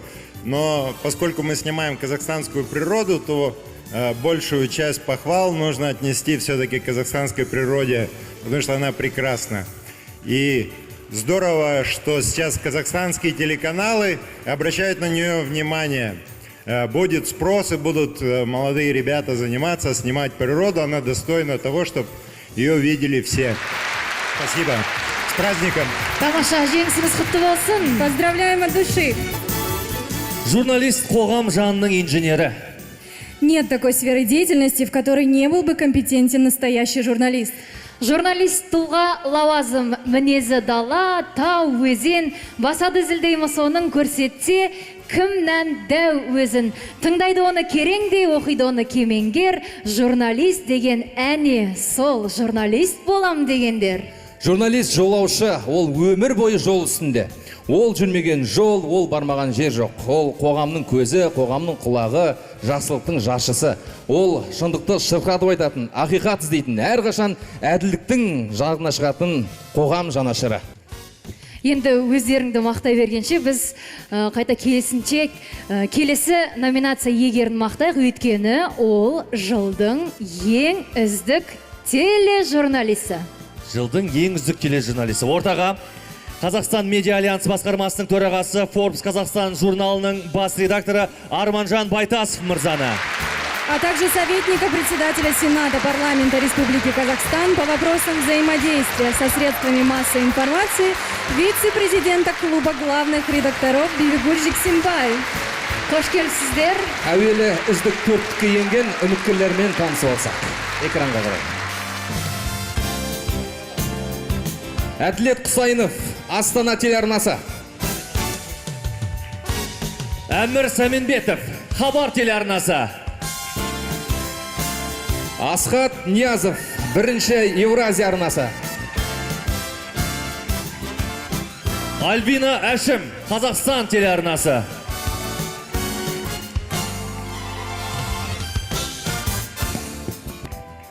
Добрый вечер, дорогие друзья. В первую очередь хотел поблагодарить министерство, которое уже при помощи министерства второй раз уже проводится премия «Тумар». Премия «Тумар» становится очень влиятельной, сильной и действительно желанной. Дает творческим людям работать не только из-за гонораров или чего-то еще. Все мы хотим реализоваться как творческие люди. И эта статуэтка действительно является, ну так скажем, эталоном качества вашей работы. Так что я всех поздравляю, всех обладателей «Тумара», и кто еще будет обладателем. Также хотел поздравить всех с 60-летием казахского телевидения. Это очень важная дата для нас. И вы знаете, что я подумал? Я вот смотрел архивные кадры, и у меня сердце чуть-чуть стало биться, наверное, чаще. Это были какие-то волнительные минуты. И я подумал, что когда-то, может быть, через 20-30 лет и эту трансляцию сегодняшнюю тоже будут смотреть, тоже как архивные кадры будут смотреть на нас. И неважно уже, на каком телевидении вы работаете, на государственном телевидении или на независимом телевидении. Главное, чтобы вы делали хорошее, качественное телевидение во благо нашей страны, независимого Казахстана. Всех поздравляю с 60-летием телеканала, телевидения в Казахстане. Қайырлы кеш, қадірменді қауым. Қазақ телевизиясының 60 жылдық мерейтойы құтты болсын. Бұл тек қана телевизия қызметкерлерінің емес, жалпы миллиондаған қазақ көрермендерінің, қазақстандық көрермендердің тойлайтын үлкен мерейтойы. Біз жас кезімізден осы қазақ телевизиясының осында отырған ардагерлеріне қарап бой түзедік, ой түзедік. Сіздерге мыңда бір алғыс. Біз сияқты, бізден кейінгідей жастардың тәрбиеленуіне үлкен үлес қосқандарыңыз үшін.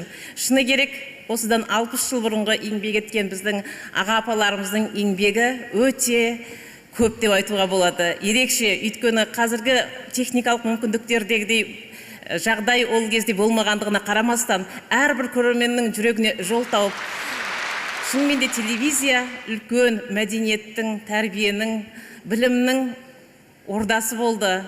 Телевизиядан біз нәр алдық. Ендігі 60 жылдықта кейінгі жастар да осы қазақ телевизиясының, қазақстандық телевизияның өте жоғарғы деңгейге жеткізіп, әлемдік деңгейдегі ең мықты телевизияға айналдыруына үлес қосады деген үміт, сенім бар. Құтты болсын, мейрам. Енді бәйгенің аты бәйге, бәйге бар жерде бәсеке бар жерде сапа бар деп ойлаймын. Ал осы жолғы Тұмарды бойына тағып қайтатын әріптесіміз Ниязов Асхат Сергейұлы. Жеңімпазды қошеметпен сахна төріне шақырамыз.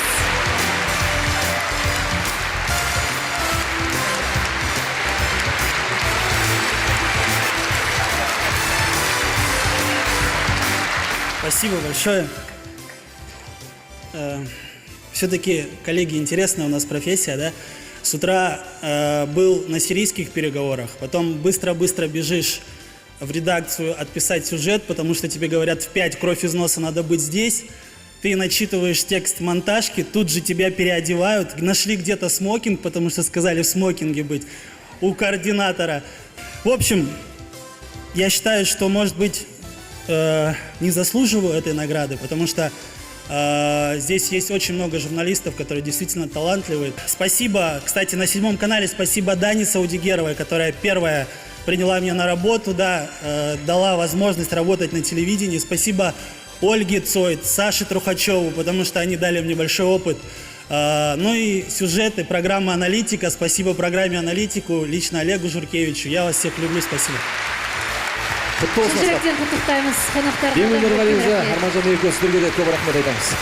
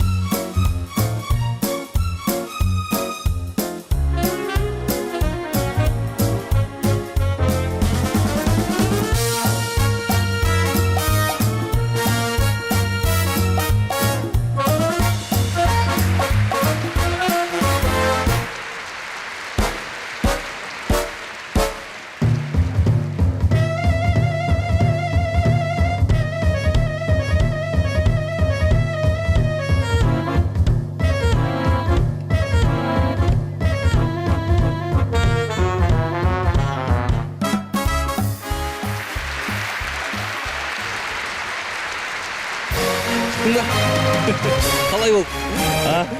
Қалай болды? Тележүргізуші болып қалу керек, әнші болып қалу керек, әртіс болып қалу керек екен негізі. Жақсы. Негізі қазіргі тележүргізуші ол әмбебап маман. Ол дайын мәтінді оқып берумен шектелмейді.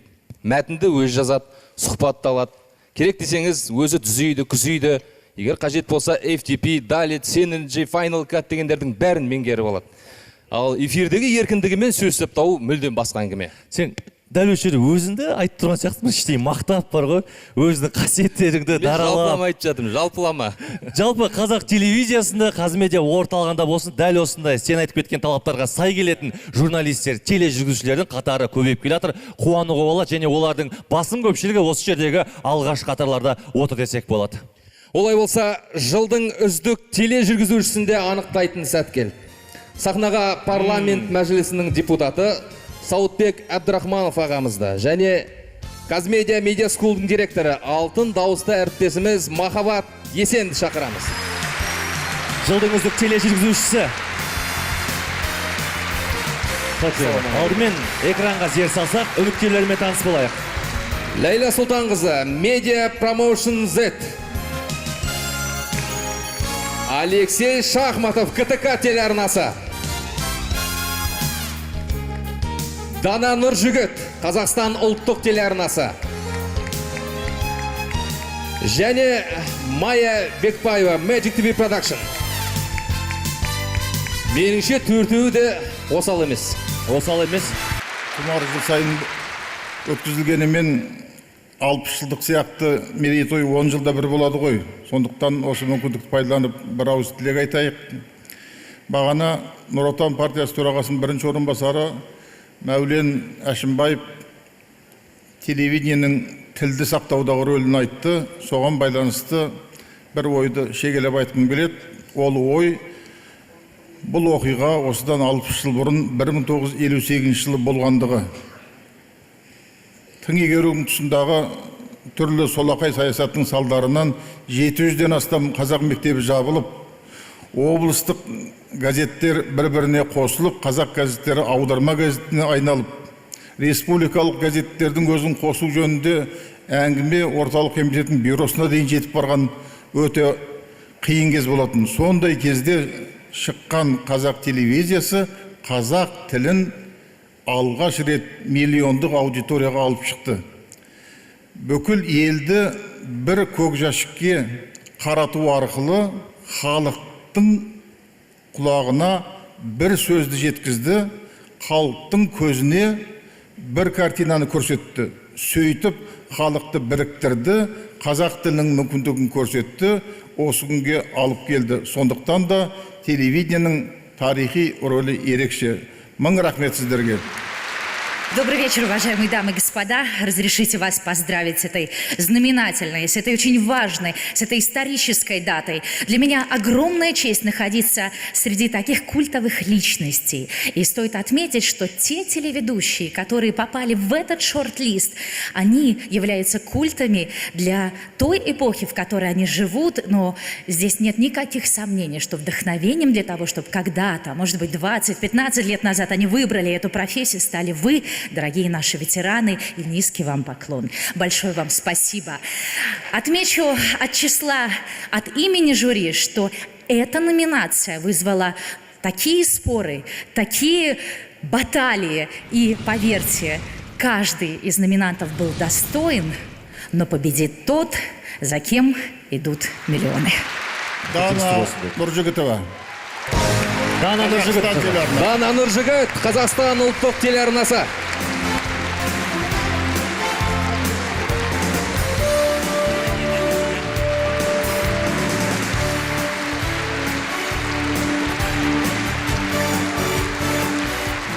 Армысыздар. Бүгін Дана Өмірбайқызы белгілі себептерге байланысты кешке қатыса алмады. Бірақ міндетті түрде аманаттарыңызды жеткіземін. Ол кісінің атынан Қазақ телевизиясының 60 жылдық мерейтоймен құттықтағым келеді. Қазақ телевизиясы жасай берсін. Құтты болсын. Рахмет, қошеметтеріміз. Осындай мамандардың еңбегін бағалайтын тұмар сияқты жүлделері көп болғай.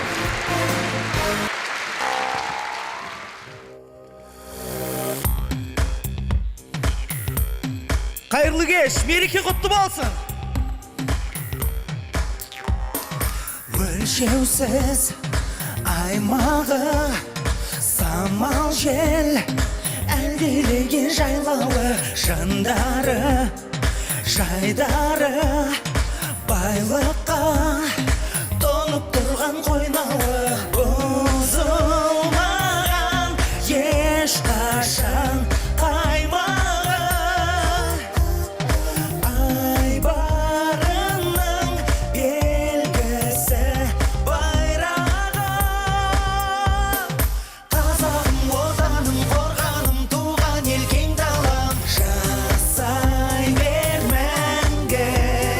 Жаным мен сүйемін әр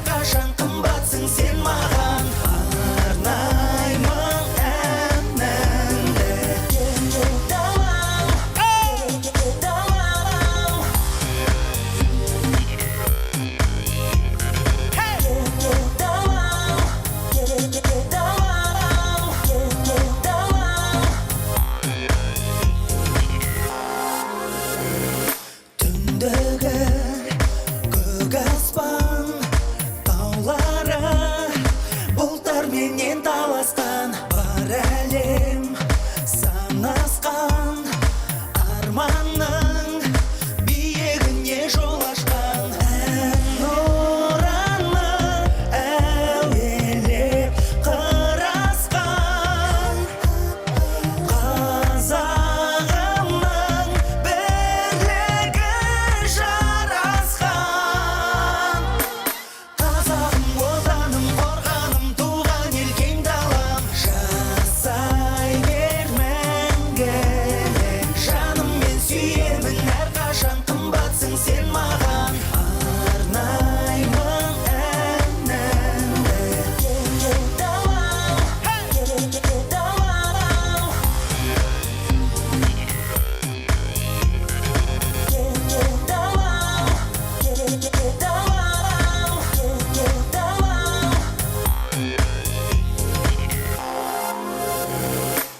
Елін сүйетін патриоттардың барлығы қолдарын жоғары көтерсін бірге. Бірге.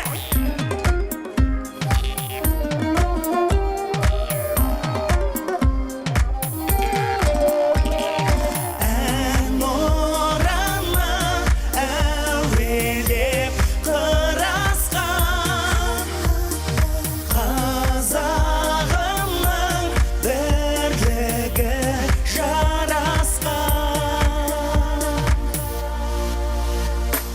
қазағым отаным қорғаным туған ел кең далам жасай бер мәңгілік жаныммен сүйемін әрқашан қымбатсың сен маған арнаймын әнімді қазағым отаным қорғаным туған ел кең далам жаныммен сүйемін әрқашан қымбатсың сен маған арнаймын әнімді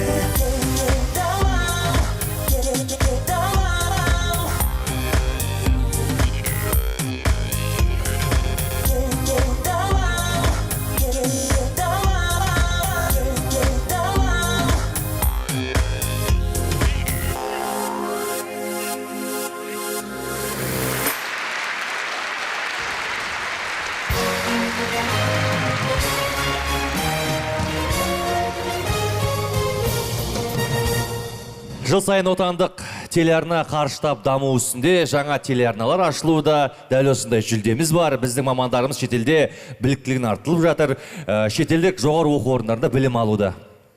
Былтыр ақпарат және коммуникациялар министрлігінің ұйытқылығымен ұйымдастырылған Астана Медиа Week апталығы да қазақстандық телеөндірушілердің бар әлеуетін көрсете білді. Мәселен, Татарстандағы ТНВ арнасының бас директоры осы апталыққа қонақ болып келген кезде былай деген еді: біз бұрын Қазақстанға үйрету үшін келетін едік, енді біз үйрену үшін келдік деп. Мінекей осы сөз ақ бізді шын мәнінде қанаттандырады. Я, олай болса, 2017 жылғы телевизиялық маусымның үздік оқиғасында анықтайтын сәт келіп жетті. Для вручения номинации «Лучшее событие телевизионного сезона» мы по традиции приглашаем на сцену министра информации и коммуникации Республики Казахстан Даурена Эскербековича Абаева. Министр мырза, сөз кезегі өзіңізде. Алдымен экранға зер салсақ, ақты сынға жеткен жобаларға назар аударайық. I'm a Single Қазақстан, 31-ші арна. Ұлттық музыкалық жүлде 2017 Line Show Media хабар арнасы. Сиқырлы ас үй, магия кухни телеарнасы. Және Қазақстан ұлттық телеарнасының ребрендингі. Құрметті ханымдар мен мырзалар, менің алдында айтылған жылы лебіздерге, айтылған сөздерге мен шын жүректен қосыламын. Уважаемые дамы и господа, я хочу присоединиться ко всем словам, которые здесь были сказаны. Сегодня замечательный день. Бүгін біздің керемет жиналып отырған біз себебіміз бар. Ол бізді құрметті ардагерлерімізді ең алдымен құрметтеу, соларға рахмет айту. Екіншіден, осындай бір тұмар номинацияларын ұсынып, біздің осы журналистикада жүрген мамандарды құрметтеп, олардың да дәрежесін көтеру. Қазақта бір жақсы сөз бар, жүйрікке тұмар деген. Сондай жүйріктер ешқашан сүрінбесін, көз тимесін деген оймен айтылған сөз. Сондықтан бүгін бәйгелеріңізге ешқандай көз тимесін, ешқашанда сүрінбеңіздер. Сегодня замечательный повод, 60 лет нашему любимому телевидению. И сегодня получилось так, что собралось молодое поколение и поколение, старшее поколение. И вот этот сплав молодости и опыта, этот сплав позволит, я абсолютно уверен, позволит двигаться в будущее. Будущее телевидения, светлое будущее отечественного телевидения. Спасибо. Сонымен жылдың елеулі телевизиялық оқиғасы Дәурен Әскербекұлы. Лучшие события телевизионного сезона. Ұлттық музыкалық жүлде 2017. Ұлттық музыкалық жүлде хабар арнасының жобасы Lions Media Show Production. Қош келдіңіздер, Жан мырза, ортаға келіңіз. Жеңімпазды қошеметпен ортаға шақырамыз.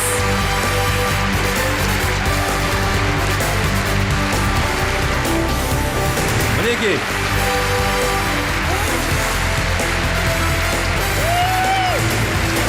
Да, құттықтаймыз.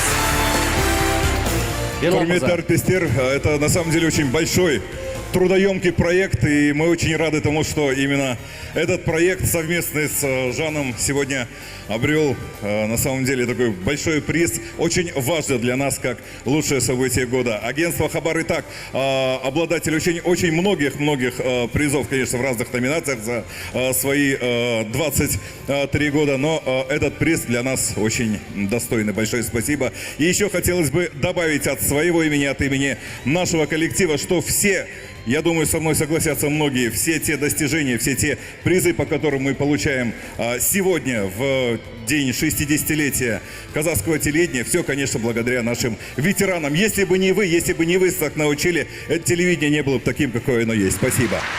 Ассаламу алейкум, құрметті қауым.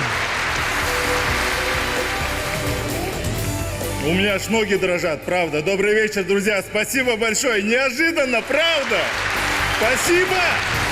На самом деле, хочется добавить, сказать спасибо телевидению, спасибо руководству телеканала «Казахстан», телеканала «Хабар».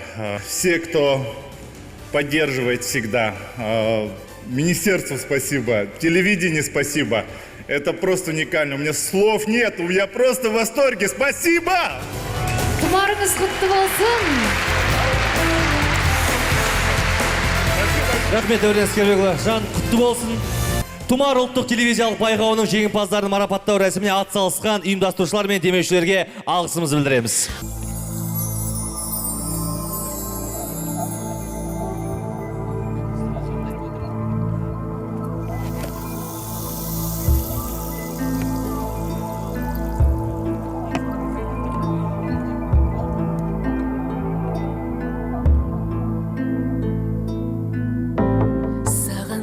Досым мағанда мейірім ғана тән, керегі жалғыз адамға аялы алақан. Елім бар, жерім бар, данышпан ерім бар, көшіңді нұрлы бастап бара. Мұратқа жетеді ізгілік мекені, айбынды ғажап асқақ далам. Адам бізді шексіз мынау ғалам, жер жайнасын пейілінен, мейірімнен жүрек танып танған. Тәңір сүйер алам десе, ей адамсың.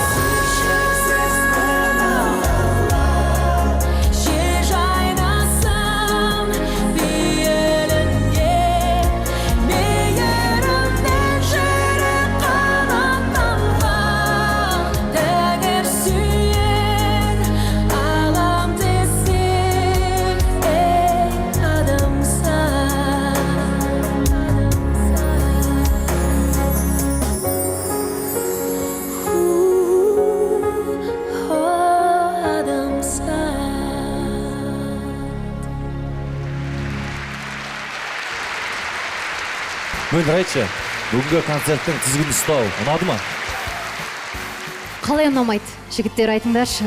Тұмар сахнасында тұру мен үшін зор мәртебе. Мөлдір, ән айтқызбады деп ренжімейсің ба? Жоқ, оған реніш жоқ. Какие могут быть обиды? Главное, чтобы вы не обижались, что актриса и певица заняли места ваших коллег. Жоқ, бүгін біз сендерге ренжімейміз, есебі өйткені бірде-бір сендер жүргізіңдер. Енді менің әріптестерім, Мейіржанның әріптестері, тележүргізушілер ән артады. Онда не тұрыс? Енді кеш бойы журналистер бізді сынаған шығар, енді кезек бізге келді, біз оларды да сынап көрейік. Мөлдір, байқа, қатты кетпе. Тұмар жыл сайын өтетін бәйге. Қалашыңдаймын. Ну а наш финальный номер — песня, посвященная 60-летию казахского телевидения. «Жаса мәңгі». Рано или поздно это должно было случиться. Журналисты поют.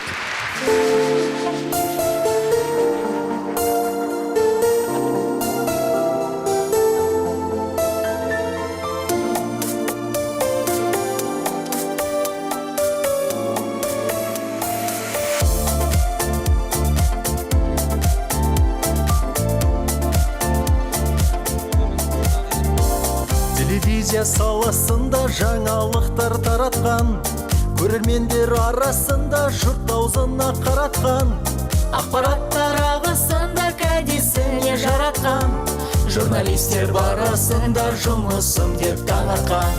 Шіле хабар жүргізумен көпшілікке танылған, қоғам сөзін сөйлеуменен ел ішінен табылған, жаңашылдық мол идея режиссерлар жолында, дара шындық бақ медиа журналистер қолында. Ұсынатын елге хабар мәні мамандардың бағы жанды, телевизия жасай берсін мәңгі, баурап алар талай жанды. Ұмыттыра жұмыс күнді таңды, қызығым мол эфир сәнді, бағалайым дайым қолда барды, ТВ жаса мәңгі. Нам с тобой страна родная подарила новый дом, и теперь мы стали ближе, каждый день встречаясь в нем. Есть у нас специалисты информационных лент, а другие производят развлекательный контент. Все поздравьте репортера, без него никак нельзя. Труд его бывает сложным и опасным иногда. Пожелайте режиссеру ежедневный сбросить стресс, чтоб все круто было в кадре и не висло ПТС. Вместе пожелаем ТВ сейчас горячих тем и новых лиц. И если ты сегодня один из нас, то первым быть всегда стремись. Вместе пожелаем ТВ вершин любых достичь, любых высот. И пускай дорогу проект любой к сердцам людей найдет. С нами сегодня лидеры медиа, телеканалы представлены лучшими. Лучшие спорят за главную премию. Каждый проект — идея могучая. Стимул один — процветание нации. Каждое слово в историю вписано. Наша работа — давать информацию и отвечать на глобальные вызовы. Честь и достоинство — наша позиция. Нам не впервые идеалы отстаивать. Правда всегда расширяет границы. Правду нельзя от народа утаивать. Мы говорим поколениям будущим. Сила в единстве, так будьте едиными. Сильные только становятся лучшими, а вместе становятся непобедимыми. Қалайжанды іздестірдік, бармысың деп бауырым. Әзіл айтар кездестірдік, өнерпаздар тәуірін. Гүлдендірдік еліміздің қаласын мен ауылын. Елбасымен жаңғыртамыз тәуелсіз ел дәуірін. Ұсынатын елге хабар мәні мамандардың бағы жанды, телевизия жасай берсін мәңгі, баурап алар талай жанды. Ұмыттыра жұмыс күнді таңды, қызығым мол эфир сәнді, бағалайым дайым қолда барды, ТВ жаса мәңгі.